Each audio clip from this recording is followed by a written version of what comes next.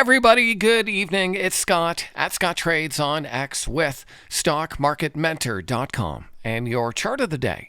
Want to take a look at Corning Incorporated. This is ticker GLW. Now, there was some absolute bullish chatter in our forum at Stock Market Mentor about Corning, and for good reason. This stock is looking nice. It's in an uptrend and above all the key moving averages, and today, I know it was triple witching, but we did have a nice pickup in volume and a close near the highs. And you can see that I've drawn this clear downward sloping trend line of resistance that it hasn't been able to get above time and time again, but today it did get above and closed decently. And so I would look for some upside follow through on Corning.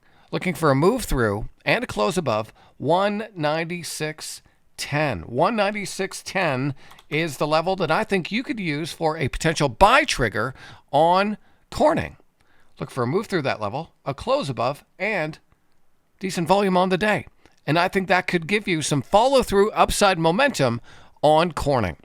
And that's just one of many stocks we're looking at tonight over at StockMarketMentor.com. I hope that video is helpful. Give me a follow on Twitter if you don't already, at Scott Trades. I'll see you next time.